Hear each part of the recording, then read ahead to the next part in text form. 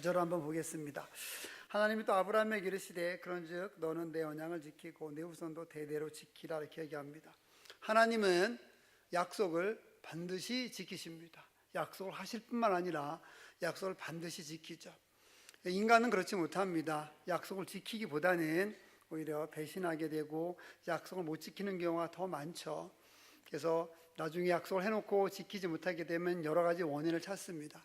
내가 이래서, 내가 건강 때문에, 내가 직장 때문에, 이런 일 때문에 내 약속을 지키지 못했다라고 이야기하는 것도 많이 있습니다. 그렇기 때문에 인간에게는 어떻게 보면은 약속이란 말보다는 배신이란 말이 더 많이 사용되고 있는지도 모르겠습니다. 하지만 하나님께서는 약속을 하시는 분이시기도 하고 약속을 지키시는 분입니다. 약속을 어기시는 분이 아니고 약속을 반드시 지키시는 분이고 약속하신 것을 그 생각을 바꾸지 않으시는 분이라는 것을 우리가 성경을 통해서 늘 볼 수 있습니다. 아브라함에게 주고자 했던 믿음을 주고 믿음을 성장시키고 하나님의 약속을 이루기 위해서 그에게 주어진 시간은 25년이었습니다. 갈대아 우르에서 그 하나님의 약속을, 하나님의 말씀을 받고 25년이 지난 100세 때 그가 이삭을 얻게 돼서 바로 하나님의 약속을 얻게 되는 그런 믿음의 시간을 아브라함은 갖고 있었는데 그 25년 동안에 아브라함은 많은 일들이 있었죠. 여러 가지 많은 일들이 있었고 실패가 있었고 의심이 있었고 좌절이 있었고 아브라함 자체가 하나님과 약속을 잊기도 했습니다. 그 언약을 잊기도 했었죠. 하지만 하나님께서는 그 약속을 잊지 않으시고 아브라함에게 찾아와서 큰 은혜를 주시고 회복시켜 주시고 다시 하나님의 길을 갈 수 있는 놀라운 용기를 주셨던 것입니다. 여러분 가운데 믿음의 잠을 자고 있는 분이 계시다고 한다면 인사처럼 깨어나시길 바랍니다. 믿음이 깨어서, 여러분 신앙이 깨어서 다시 하나님께 나아갈 수 있는 용기를, 큰 힘을 얻게 되길 주님의 이름으로 축원을 드립니다. 아브라함의 실패는 정말 많은 실패였었습니다. 갈대아우를 떠났지만은 그 10년이 지나고 나니까 하나님의 약속이 이루어지지 않는 것 같으니까 자기 생각대로 일을 합니다. 그래서 양자를 삼으려고 하고 또 하갈을 통해서 이스마엘의 서자를 낳게 되는 그런 실수를 합니다. 그리고 또 중간에 그가 기근이 있었지만, 가나안 땅에서 기근이 있었지만 그 기근을 믿음으로 이기며 나갔어야 되는데 그 기근, 즉 주변의 환경이 너무 어려우니까 그 환경을 견디지 못하고 자기의 생각으로 이집트, 애굽으로 내려갑니다. 거기 가서 어떤 일을 합니까? 자기 아내를 루이라고 이야기하는 아주 안타까운 잘못을 저지르게 되죠. 하나님의 말씀을, 하나님께서 해준 약속을 믿고 나아가야 되는데 그렇게 의심하고 약속을 믿지 못하고 가다 보니까 아브라함은 실수하고 넘어지고 그랬던 것이죠. 그런데 하나님께서는 그 아브라함에게 다시 찾아오셨던 것입니다. 바로 그 하나님이 여러분에게도 찾아오셔서 오늘 이 말씀을 통해서 신앙의 잠을 자고 있었던 분들, 믿음의 잠을 자고 있었던 분들이 다시 한번 깨어나서 믿음이 회복되고 하나님이 일할 수 있게 되는 그런 축복이 있기를 다시 한번 주님의 이름으로 축원을 드립니다. 9절 말씀을 다시 한번 보면 하나님이 또 아브라함에게 이르시되 그런즉 너는 내 언약을 지키고 이렇게 이야기합니다. 언약이 뭡니까? 아브라함에게 얘기했습니다. 내가 너를 모든 민족의 조상이 되게 하겠다. 내 민족 후손들을 하늘의 별처럼 땅의 모랄처럼 많게 해주겠다. 너를 번성하게 해주겠다. 이것이 바로 하나님의 언약이었습니다. 자자손손 대대까지 다 축복해 주겠다라고 하는 것이 언약이었고, 내가 살고 있는 이 땅을 영원히 기업으로 너에게 주겠다. 이것이 바로 하나님께서 아브라함과 맺었던 언약이었습니다. 그래서 하나님 다시 이야기합니다. 너 아브라함의 이야기를, 그런즉 너는 내 언약을 지켜라. 내가 너와 약속한 거 지켜라. 지금까지 24년 동안 내가 나의 약속을 지키지 못하고 넘어지고 힘들고 상처받았지만은 이제 다시 너에게 이야기하니까 이제 내 약속을 지켜라. 내가 너에게 해준 것을 지켜라. 그러면 내가 너뿐만 아니라 내 후손도 대대로 지켜주겠다. 이런 약속을 하는 것을 오늘 말씀을 통해서 우리가 볼 수 있습니다. 여러분이 말씀을 통해서 알 수 있는 것, 이것이 있습니다. 내가 내 믿음 지키는 것은 어렵지 않을 수 있습니다. 하나님께서 죽으라면 죽을 수도 있죠. 선교사라고 가라가면 갈 수도 있는 것입니다. 내 모든 것을 다 바치라고 얘기하면은 바칠 수도 있는 거죠. 24시간 기도하라면 다 기도할 수 있습니다. 가장 어려운 건 뭐냐면은 내 자식은 내 마음대로 안 된다고 한다는 거예요. 내 자식도 나처럼 신앙생활 했으면 좋겠는데, 나처럼 신앙생활을 잘해서 주일도 지키고 헌신도 하고 봉사도 하고 정말 나처럼 헌금도 하고 주일에 했으면 좋겠는데 내 자식이 내 마음대로 안 된다는데 너무 어려움이 있는 거죠. 근데 하나님께서는 이야기해 주십니다. 너희가 내 언약을 지키고 너는 내 언약을 지키고 내 후손도 지키게 하라. 이것이 바로 하나님께서 아브라함에게 주셨던 귀한 명령이고 약속인 것입니다. 여러분 언약을 지키고 있을지 모르겠습니다. 여러분 주일도 이렇게 나오니까 하나님 잘 섬기고 있는지 모르겠습니다. 그런데 자녀도 그렇게 합니까? 여러분들이 기도하는 것만큼 자녀가 기도합니까? 여러분이 헌금하는 것만큼 자녀들도 헌금을 하고 여러분이 신앙생활하고 몸부림치는 것만큼 자녀들도 그렇게 몸부림칩니까? 그것을 가르쳐야 되는 것이 바로 우리라고 한다는 사실을, 여러분이라고 한다는 사실을 꼭 기억하시기 바랍니다. 많은 사람들은 자녀의 교육을 위해서 많은 여러 가지 일들을 합니다. 공부도 시키기도 하고 건강하게 하기도 하고 많은 것을 노력을 하죠. 그런데 여러분, 우리 자녀들이 신앙생활 잘하게 하기 위해서 혹시 우리가 이사해 본 적 있습니까? 자녀들이 하나님 잘 섬기기 위해서 우리가 직장을 내려놔 본 적 있습니까? 자녀들이 신앙생활 잘하기 위해서 정말 진짜 복을 받기 위해서 예수 그리스도께서 십자가에 달려 돌아가시고 부활하시고 승리하시고 그래서 우리를 구원해 주시고 우리가 천국 갈 소망을 주시고 정말 우리가 천국 갈 수 있도록 인도해 주셨는데 그거를 가르쳐 주기 위해서 때로는 내 직장을 내려놓기도 하고 때로는 내 돈을 내려놓기도 하고 내 명예를 내려놓기도 하고 내가 교회 앞으로 이사해 보기도 하고 혹시 그런 생각을 우리가 해본 적 있습니까? 그렇지 못한다고 한다면 우리가 이 말씀을 통해서 이 구절 말씀을 통해서 다시 한번 하나님 말씀을 기억하고 우리가 영적으로 깨울 수 있어야만 하겠습니다. 여러분, 우리가 자녀를 키우는 것, 여러분이 예수님 믿게 되는 것, 여러분이 하나님 섬기게 되는 것 다른 이유가 아닙니다. 예수 잘 믿고 우리 후손도 예수 잘 믿게 하기 위해서 오직 그거밖에 없는 겁니다. 근데 우리는 세상을 살면서 그 외의 것들을 너무나 많이 우리가 요구하고 원하게 되는 것을 볼 수가 있게 되죠. 여러분, 그런 삶이 아니라 이제 우리는 하나님의 일을 이루고 하나님을 잘 섬기게 하는, 그래서 나뿐만 아니라 우리 후손들도 하나님의 일을 잘 섬기게 하는 그런 삶을 우리가 살 수 있어야만 하겠습니다. 예전에 이런 생각 해봤습니다. 자녀가 공부를 잘하게 하기 위해서 영어 학원도 보내고 수학 학원도 보내고 등등등 여러 학원을 보내는데 과연 성경을 돈 주고 가르쳐 본 적이 있는가? 수학이 아니라 과학이 아니라 영어가 아니라 정말 내 자녀가 하나님의 일을 잘하고 하나님을 잘 섬기게 하기 위해서 전도사를 모셔다 놓고 어렵고 힘들게 공부하는, 학비 내기도 어렵고 힘들게 공부하는 전도사 데려다가 학비도 도와주면서 내 자녀의 성경을 가르쳐 주라고 우리가 그렇게 한번 생각해 본 적이 있는가? 전 그런 생각해 본 적이 있습니다. 여러분, 자녀를 위해서 무엇을 줘야 될지, 후손에게 무엇을 줘야 될지, 내 후손들은 영영토로 무엇을 받아야 될지를 여러분 깊이 있게 한번 생각해 보시기 바랍니다. 우리가 그 생각하는 것이 우리의 신앙의 목적이기 때문에 그렇습니다. 아브라함에게 믿음을 주신 목적이 뭘까요?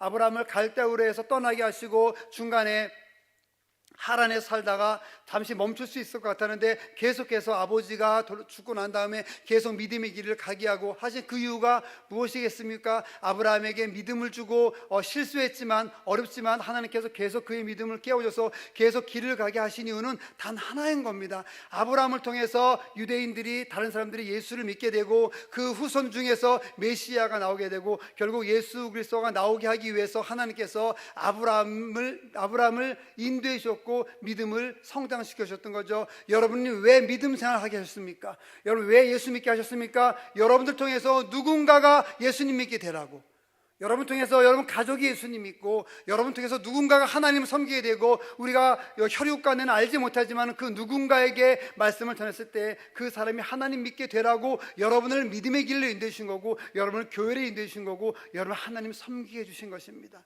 그 외의 목적은 부차적인 것입니다. 있으면 좋고 없어도 그만인 것이죠. 바로 아브라함이 믿음의 일을 가게 하기 위해서 믿음의 일을 가게 하신 것은 그런 목적이 있었던 것입니다. 똑같습니다. 여러분들이 하나님을 믿게 된 것, 예수를 믿게 된 것, 하나님의 약속의 말씀을, 언약의 말씀을 자자손손 대대의 모든 민족에게 전하라고 하는 그런 하나님의 뜻이 있다고 한다는 것을 확실히 믿으시기 바랍니다. 그래서 여러분들 지금 믿음 생활하는 거, 여러분의 건강한 거, 또 건강치 않아도 상관없습니다. 여러분이 지금 이 자리에 있는 것은, 이렇게 믿음 생활하는 것은 다른 사람들에게 언약의 말씀을, 하나님의 말씀을, 성경을 전하기 위해서 이 땅에 한다는 것을 항상 기억할 수 있어야만 하겠습니다. 10절을 보겠습니다. 너희 중 남자는 다 할례를 받으라 이렇게 얘기합니다. 하나님께서 언약을 해주시고 약속을 해주신 다음에 그 언약의 표징을 주십니다. 할례를 받아라. 이것이 나와 너희와 너희 후손 사이에 지킬 내 언약이다 이렇게 얘기합니다.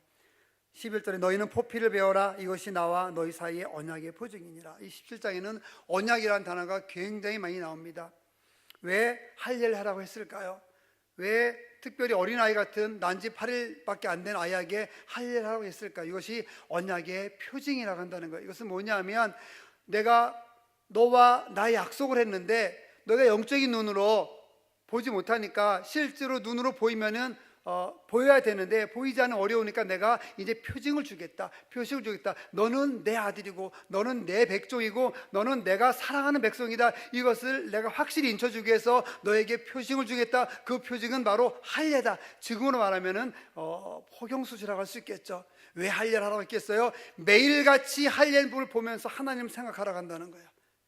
매일같이 봐야 되는 부분, 매일같이 생각해야 되는 부분, 그 부분을 보면서 나는 하나님의 백성이구나, 난 하나님께서 나를 사랑하시는구나, 하나님께서 나와 언약을 세우셨구나, 이것을 평생토록 죽을 때까지, 예수 그리스도께서 오실 때까지 기억하라고 하나님께서 언약을 주신 거죠. 언제까지 이 할례를 해야 되냐면은 죽을 때까지. 특별히 구약에서는 예수 그리스도가 오실 때까지, 메시아가 오실 때까지 이 언약을 행하는 거예요. 그 다음에 어떤 일이 있었냐? 예수님이 오신 다음에는 육체의 할례를 하는 것이 아니라 마음의 할례를 하는 거예요.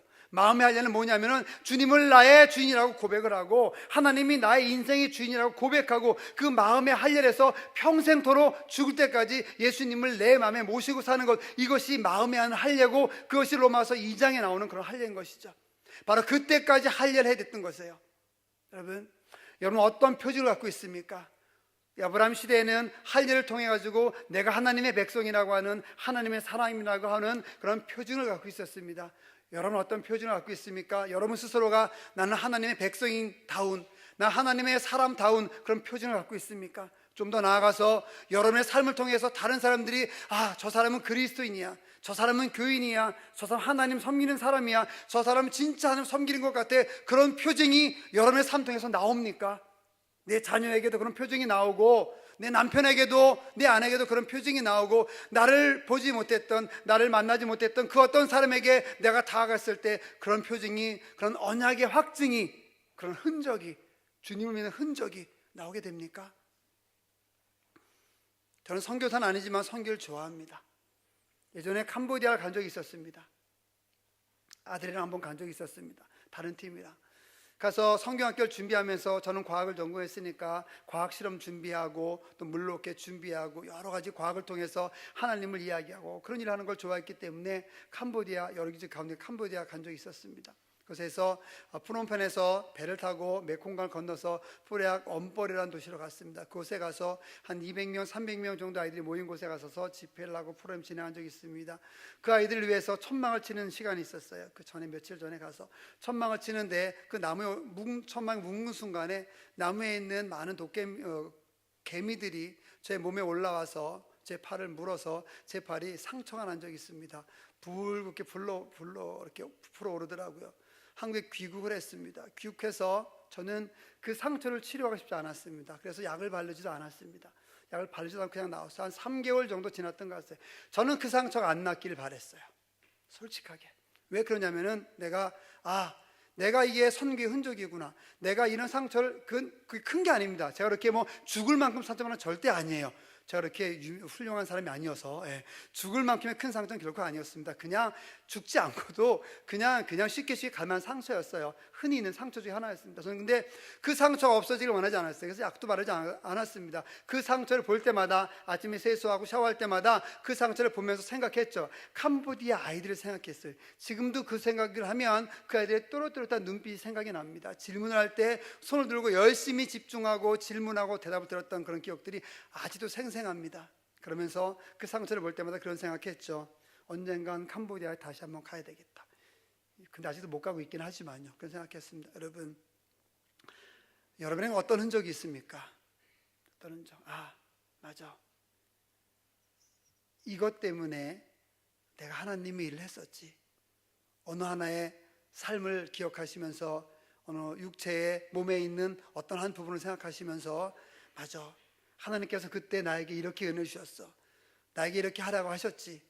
내가 이렇게 됐을 때, 이런 환경이 있었을 때, 몸에 이런 일이 있었을 때 난 하나님께 정말 헌신했었지. 이런 표적, 이런 흔적 여러분에게 하나 남기를 주님의 이름으로 축원을 드립니다. 바로 할례가 그런 것이었습니다. 아브라함 때 할례는 바로 그렇게 하나님께서 언약의 표징으로 주어졌던 것이죠. 할례에 대해서 잠깐 한번 다른 걸 보면은, 할례는 언제 해야 되느냐, 12절에 보게 되면 너희 대대로 모든 남자는 집에서 난 자나 또는 너희 자손이 아니라 이방 사람에게서 돈으로 산 자를 막론하고 난 지 8일 만에 할례를 받을 것이라 이렇게 얘기합니다. 왜 할례를 8일 만에 받으라고 했을까? 그러면 영적인 것보다는 제가 하고 있는 창조과학의 한 분야라고 생각하시고 들으시면 좋겠습니다. 왜 하필이면 8일이라고 했을까? 어린아이가, 저 위에도 지금 1살 된 아이가 와 있는데, 어린아이가 아플 텐데 말도 못하잖아요. 그죠? 왜 8일 만에 하려고 했을까?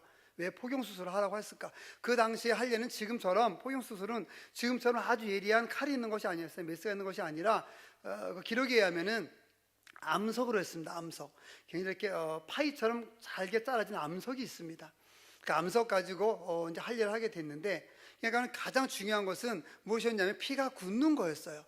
피가 빨리 굳지 않으면 사람이 죽을 거 아니에요. 그 당시에 뭐 어떤 지혈제가 딱히 뭐 좋은 게 있는 것도 아니고, 나 이제 8일 만에 할례를 하라고 얘기를 한 이유가 어디 있을까 많이 궁금했죠.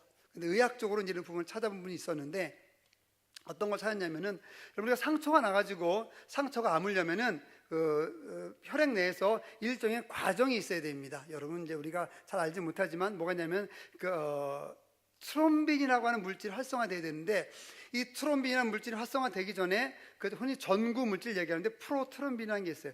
프로트롬빈이 많이 있어야지 트롬빈이 활성화되고 그다음에 피부리 녹아면 피부리 이렇게 이어져서 피가 굳게 되는데, 이게 프로트롬빈이 활성화되고 많으면 피가 잘 굳는 거예요. 그런데 일생에 있어서 난지 8일째가 됐을 때 혈액 속에 프로트롬빈의 농도가 가장 많습니다. 110%.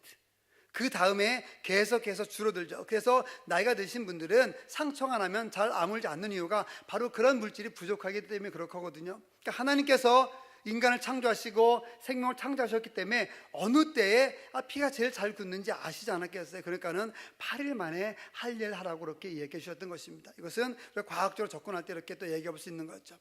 다시 우리 본문 말씀으로 돌아가면 12절에 너희는 대대로 모든 남자는 너희 집에서 난 자나 또는 너희 자손이 아니라 이방 사람에게서 돈으로 산 자를 막론하고 다 할례를 받아라, 이렇게 이야기합니다. 이게 놀라운 은혜의 말씀이 여기에 있는 것입니다. 여기서 선택의 의미가 나오게 됩니다. 아브라함만 선택하신 것이 아니라, 유대인들만 선택한 것이 아니라, 이방 사람에게서 돈으로 산 사람이나 그 집에 있는 모든 사람이나 다 할례를 받아라, 즉 다 약속의 자녀다, 이런 의미가 되는 것이죠. 이것을 오해했습니다. 유대인들은 오해했죠. 우리만이 선택된 백성이다, 우리만이 선택된 민족이다, 이렇게 얘기해서 이방인을 멸시했습니다. 그래서 사마리아 사람이 있었을 때 그들은 얘기했죠. 너희는 개만도 못한 족속이다. 너희는 우리와 다르다. 우리와 다른 족속이다. 너희는 지옥 갈 수밖에 없다, 이렇게 신랄하게 비판했던 것입니다. 이것에 대해서 우리 본 말씀을 통해서 보게 되면 굉장히 잘못된 말씀인 것을 알 수가 있게 되겠죠. 하나님께서는 모두에게 언약을 주신 거죠. 인간 모두에게, 세상 사람들 모두가 하나님을 섬기고 언약의 백성이 되도록 하기 위해서 하나님께서는 언약을, 그 약속을 우리에게 주셨던 것입니다. 누가 이방인입니까? 아브라함은 이방인이 아니었습니까? 아브라함은 처음부터 유대인이었습니까? 선택된 백성이었습니까? 그렇지 않습니다. 아브라함도 이방인이었습니다. 75세 때 갈대아 우르에서 하나님의 말씀이 임하게 되니까, 하나님의 말씀을 따라 순종하게 되니까 그가 이방인에서 우상이 우국을 거리는 그런 이방 민족에서 그가 선택이 돼서 하나님의 민족이 됐던 것이죠. 우리도 마찬가지입니다. 우리는 예수님 믿기 전에 이방인이었습니다. 진노의 자식이었고 죽을 수밖에 없는 그런 자식이었고 멸망길로 갈 수 없는 그런 족속이었는데, 우리가 예수 믿게 되고 하나님 섬기게 되고 교회에 나오게 되고 신앙을 갖게 되고 믿음을 갖게 되니까 우리가 영적으로 이제 선택된 백성이 된 거죠. 그렇기 때문에 여러분들은, 우리 모두는 하나님께서 선택한 그런 모든 민족이고 그런 사람들이라고 한다는 것이죠. 처음엔 누구나 다 이방인이었지만 하나님을 믿고 섬기고 예수 그리스도를 통해서 거듭나게 됨으로 인해서 전부 다 선택된 그런 민족이 됐다 한다는 것입니다. 바로 그 의미를 12절에서 찾을 수가 있습니다. 모든 이방 사람에게서 너희 자손, 너뿐만 아니라 너희 가족뿐만 아니라 너희 자손뿐만 아니라 이방 모든 사람, 돈으로 산 사람들까지도 전부 다 언약 속에 들어오게 만들어라, 이렇게 얘기한 겁니다. 바로 이것을 또한 신약에서 우리가 볼 수 있습니다. 선한 사마리아 사람 비유에서 강도를 당한 유대인이 있었습니다. 유대인 중 한 명이 강도를 당했죠. 강도를 당하니까 전부 다 그를 도와주지 않았는데 사마리아 사람 중에 한 사람이 그를 도와줬습니다. 치료해주고 주말 가서 돈을 줘가지고 고쳐달라고 하고. 이게 왜 충격이었냐면은 그 사람들은, 그 당시 유대 사람들은 사마리아 족속은 구원받지 못한 저주받은 족속이라고 생각했는데, 그 저주받은 족속이라고 생각하고 하나님을 알지도 못한 족속이라고 그렇게 비웃던 그런 민족의 사람이 자기 동족을 도와줬다는 것에 대해서 그들은 엄청난 충격을 받았던 것입니다. 하나님의 나라는 우리 것만이 아니구나. 하나님의 나라는 내 것만이 아니고 온 세상 모든 사람들이 다 하나님을 소유할 수 있구나. 하나님의 나라 백성이 될 수 있구나. 이것을 깨달았어야 되는데 그들은 깨닫지 못했기 때문에 그런 큰 충격을 받았다 한다는 것이죠. 여러분, 마음의 할례, 육신의 할례뿐만 아니라 마음의 할례도 받는 여러분들 되시기를 주님의 이름으로 축원을 드립니다. 예수 그리스도를 섬기고 하나님을 섬기고 주의 은혜로 나아가서 정말 예수 그리스도를 믿고 나아가서 주님밖에 없다고 고백하는, 하나님밖에 없다고 고백하는 그런 삶을 여러분들이 살아가면서 그것을 마음의 할례로 여러분들이 평생토록 갖고 살아가면서 주님께서 주시는 놀라운 복과 은혜를 평생토록 받게 되는 여러분들 되시기를 주님의 이름으로 축원을 드립니다. 아브라함을 왜 불러주셨습니까? 민족의 아버지가 되게 하려고. 여러분을 왜 부자가 되게 하셨습니까? 돈 벌어서 하나님의 일 하라고. 여러분 왜 건강하게 하셨습니까? 그 건강으로 하나님의 일 하라고. 여러분 왜 많이 배워서 지식 쌓게 하셨습니까? 그 지식으로 하나님의 일 하라고. 그 지식 가지고 엉뚱한 일 하는 것이 아니라, 그 돈 가지고 엉뚱한 것 하는 것이 아니라, 그 건강 가지고 엉뚱한 것 하는 것이 아니라 하나님의 일을 하라고 주신 것입니다. 바로 그것이 아브라함을 부르신 목적이고 바로 그것이 여러분을 부르신 목적임을 여러분이 꼭 기억할 수 있게 되기를 주님의 이름으로 다시 한번 축원을 드립니다. 여러분뿐만 아니라 나뿐만이 아니라 아직 예수 그리스도를 알지 못하는, 아직 구원받지 못하는 모든 사람들에게 복음을 전하라고 아브라함을 택해 주셨고 저를 택해 주셨고 여러분을 택해 주셨다 한다는 것을 여러분 반드시 기억하실 수 있어야만 하겠습니다. 14절을 보겠습니다. 할례를 받지 아니한 남자 곧 그 포피를 베지 아니한 자는 백성 중에서 끊어지리라. 그가 내 언약을 배반하였음이라, 이렇게 얘기합니다.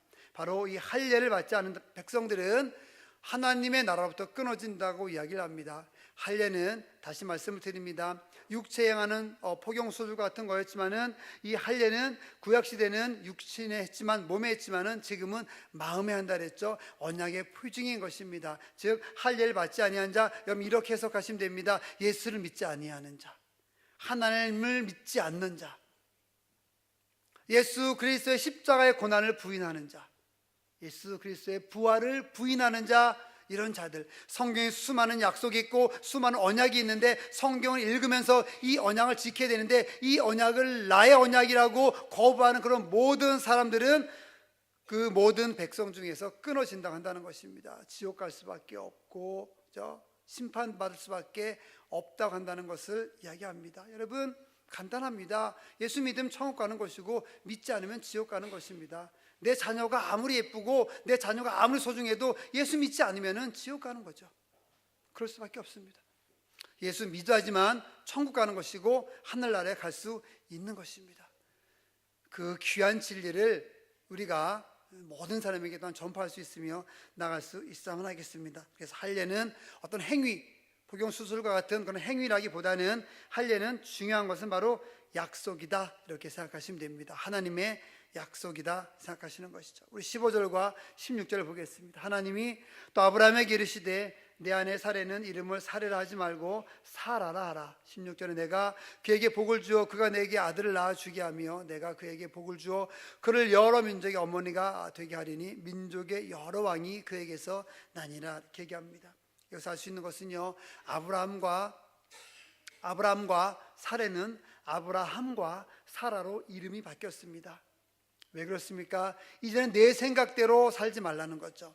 내 스타일대로, 내 생각대로, 내가 갖고 있는 지식대로 하나님을 섬기고 일하는 것이 아니라 이제 내 방법대로 하라고 한다는 것입니다. 하나님께서 내 스타일대로 해라, 내 방법대로 해라, 내 생각이 아니라 내 생각이다, 이렇게 얘기해 주는 거죠. 그러면서 믿음의 그런 길을 갈 수 있도록 하나님께서 다시 한번 그를 깨워주시고 그들을 인도해 주시는 것을 여기서 볼 수가 있습니다.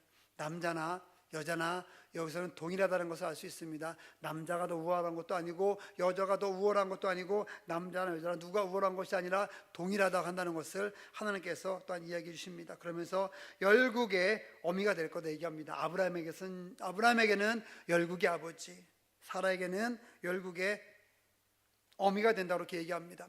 국가와 민족은 의미가 다릅니다. 국가는 사람들이 힘으로 해놓은 그런 결정인 거예요. 대한민국, 일본, 미국. 그렇기 때문에 국가는 힘이 세면은 빼앗을 수 있고 힘이 약하면 뺏길 수도 있습니다. 이것이 국가입니다. 하지만 민족은 좀 다르거든요. 민족은 같은 생각, 같은 마음, 같은 뜻을 갖고 가는 사람들이 민족인 거예요. 한 국가 내에서도 여러 민족이 있다고 한다는 것은 한 국가는 힘에 의해서 이루어진 것이지만은 민족은 이런 것처럼 어떤 사상이나 생각이 같은 것을 이루어주기 때문에 이렇게 다르게 된 것입니다. 아브라함과 사라에게 모든 민족의 아버지가 될 것이다, 모든 민족의 어머니가 될 것이다, 이렇게 얘기합니다. 즉 뭐냐면은 아브라함과 사라를 통해서 많은 왕이 나게 될 것인데 그 많은 왕들이 아브라함과 사라를 기억할 것이다. 특히 무엇을 기억해야 되냐면은 믿음을 기억할 것이다, 이렇게 얘기합니다. 하나님께서 아브라함과 사라에게 주신 약속의 말씀이 여러분에게도 있기를 축원합니다.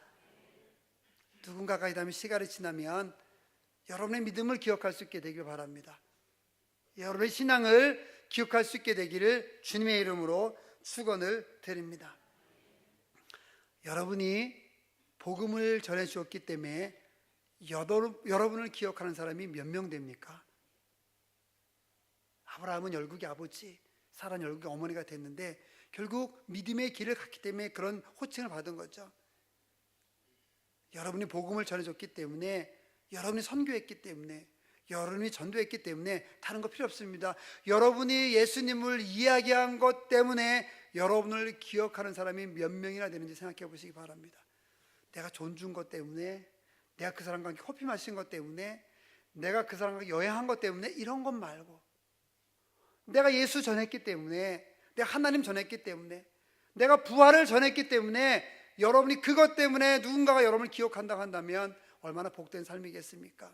그런 삶을 기억하고 그런 삶을 우리가 추구하며 기대하며 나갈 수 있는 저와 여러분들 되었으면 좋겠습니다.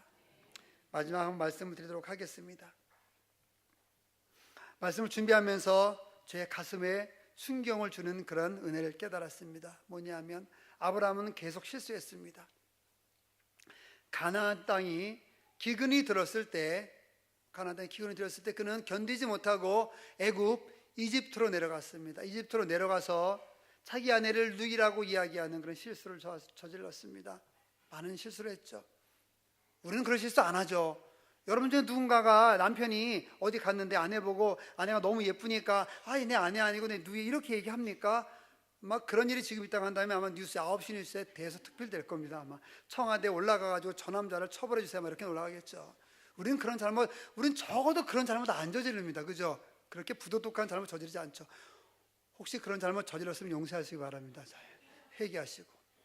여러분, 또 기다려야 되는데 75세 때 하나님의 말씀을 듣고 10년이 지나게 되니까 그 믿음이 바닥이 났어요.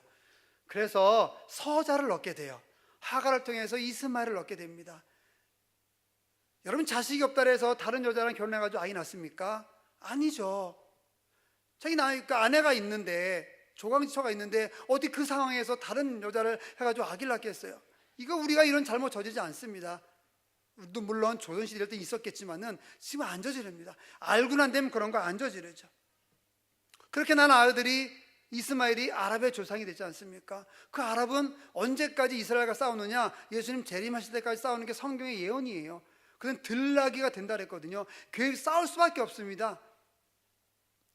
바로 실수했기 때문에, 그가 너무나 안타까운 잘못 저질렀기 때문에 그런 일들이 있었던 거죠. 그리고 13년 동안 믿음의 휴지기에 아브라함이 들어갑니다. 난 안 되나 보다. 난 안 되나 보다. 이렇게 실수했는데, 그러니까 아브라함의 실수는 뭔가 하나님의 일을 하려고 하다 얻은 실수였거든요. 안 되나 보다. 그런데 하나님께서는 그래도 아브라함을 포기하지 않으세요. 아브라함이 잘한 게 보니까 뭐였냐면, 실수했을 때 하나님이 이야기하시면은 그냥 하나님을 따랐어요. 실수해도 하나님 말씀을 들었고, 그가 상처받아도 하나님 말씀을 들었다고 한다는 거죠. 실수하고 의심하고 조급했음에도 불구하고 그는 무조건 그냥 의심하면서도 하나님을 따랐고, 실수하면서도 하나님을 따랐고, 조급하면서 하나님을 따랐어요. 그렇게 따르다 보니까 하나님을 떠나지 않았다고 한다는 거죠. 여러분 실수에서도 여러분 후회하지 마시기 바랍니다. 여러분 잘못한 것 있고 실수한 것 있고 여러분 조급한 것 있어도 그냥 그거 너무나 애타하지 마시기 바랍니다. 그런 가운데서도 하나님을 믿고 나아가고 계속 끈을 잡고 계속 예배하고 나가고 주일마다 교회 나오고 기도하고 그냥 그나마 믿는 사람들 계속 이야기하고 끈 잡고 나아가게 되면 언젠가 하나님께서 여러분을 믿음의 조상으로, 열국의 아버지로, 열국의 어머니로 분명히 삼아 주실 것입니다. 그러면 그때 여러분을 통해서 많은 사람들이 하나님을 알게 되고 많은 사람들이 구원을 얻게 되고 주님을 섬기게 될 것입니다. 그렇게 열국의 아버지가, 열국의 어머니가 되기를 주님의 이름으로 축원을 드립니다. 많은 시간이 흘렀을 때 여러분이 전한 예수님 때문에 많은 사람들이 여러분을 기억하고 여러분께 감사하고 나갈 수 있는 그런 삶이 분명히 될 것을 확신하며 믿음에 나갈 수 있는 여러분들 되시기를 주님의 이름으로 축원을 드립니다. 여러분, 어떤 상황 가운데서도 하나님의 명령을 다 지킬 수 있는 여러분들 되시기를 주님의 이름으로 축원을 드립니다. 옆 사람과 인사 한번 하시고 마치도록 하겠습니다. 아까 처음에 했던 인사하고 인사를 하겠습니다. 깨어납시다, 이렇게 인사하겠습니다. 다시 한번 이야기합니다. 하나님께서 당신의 믿음을 깨어나게 하실 것입니다. 이렇게 하면 인사하겠습니다. 아멘. 일어나시기 바랍니다. 기도하겠습니다. 아브라함을 택해 주셔서 열국의 아버지가 되고 사라를 택해 주셔서 열국의 어머니가 되게 하신 하나님 아버지, 우리 귀한 성도님들도 저희들도 주님께서 택해 주셔서 믿음의 아버지 믿음의 어머니로서 살아가게 해주심을 아버지 감사를 드립니다. 저희들 부족하고 연약합니다. 정말 연약합니다. 하지만 하나님 아버지, 주님께서 저희들을 언제까지나 끝까지 지켜주시고 인도하여 주시리라 믿습니다. 약하고 부족한 저희들을 주님 사용하여 주셔서 하나님 나라 귀한 아버지 사역자로 일꾼으로 삼아 주시옵소서. 예수님의 이름으로 기도드립니다.